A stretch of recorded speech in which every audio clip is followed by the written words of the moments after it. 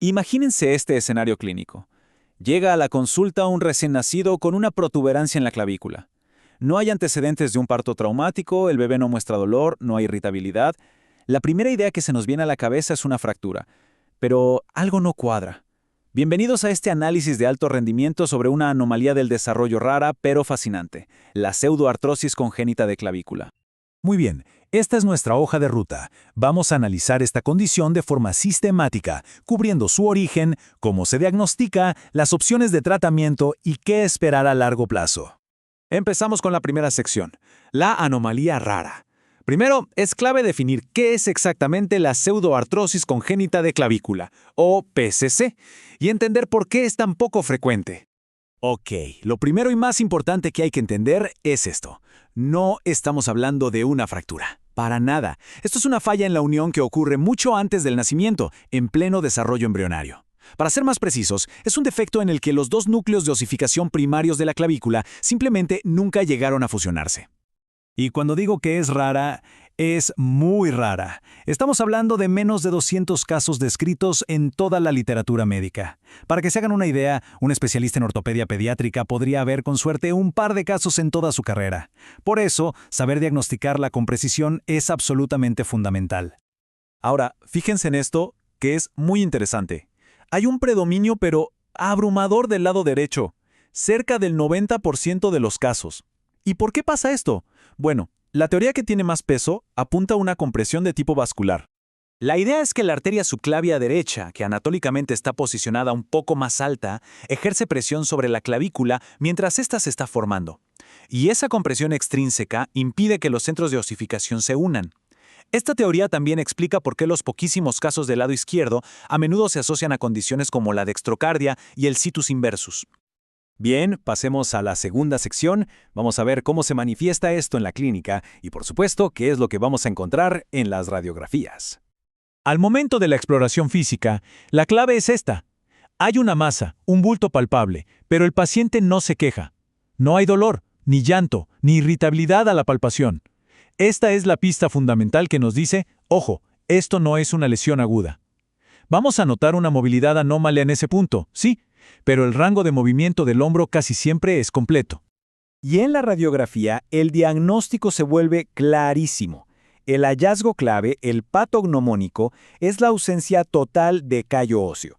Esto confirma que es un proceso congénito y no una fractura. Lo que sí vamos a ver son los extremos del hueso redondeados, escleróticos, con esa imagen que a menudo se describe como en pata de elefante. Muy bien, llegamos a una sección crucial para la práctica diaria, el diagnóstico diferencial. Es vital saber distinguir la PCC de otras patologías de la clavícula que pueden ser más comunes o incluso más serias. Esta tabla nos da una comparación de alto rendimiento. El diferenciador más importante con una fractura del recién nacido es la ausencia total de callo en las radiografías de seguimiento. En la fractura veríamos un callo abundante. Aquí no hay nada. Y a diferencia de la displasia cleidocranial, la PCC es usualmente unilateral y una anomalía aislada, mientras que la displasia es bilateral y sistémica. Sección 4. El tratamiento. Una vez que tenemos el diagnóstico confirmado, el manejo se vuelve controversial. No hay un consenso absoluto y cada caso debe ser individualizado.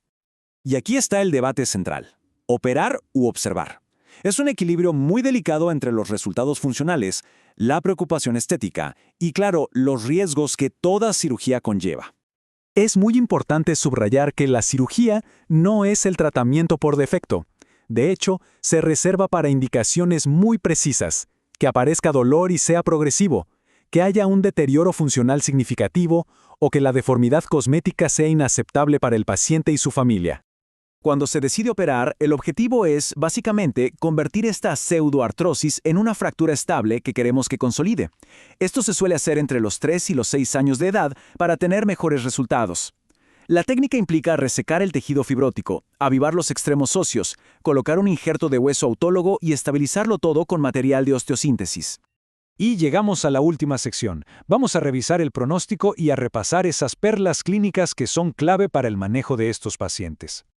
Esto es fundamental para entender por qué la observación es una estrategia válida. La historia natural nos dice que la unión espontánea simplemente no va a ocurrir. Pero, y este es un pero muy grande, la inmensa mayoría de los casos que no se tratan permanecen asintomáticos y con una función del hombro excelente para toda la vida. Así que, si hay algo que deben recordar, es esta tríada diagnóstica. Ante una anomalía en la clavícula de un niño que cumpla estos 3 criterios, sin trauma, sin callo y sin dolor, la pseudoartrosis congénita debe estar en el primer lugar de la lista de diagnósticos diferenciales. Y para terminar, les dejo con esta reflexión, que resume el dilema ético y clínico de esta patología. Sabiendo que la mayoría de los casos son funcionalmente benignos, la principal indicación para operar, que suele ser la estética, ¿realmente justifica cambiar un bulto por una cicatriz, con todos los riesgos que una cirugía implica? Es una pregunta compleja que nos obliga a sopesar muy bien la forma versus la función.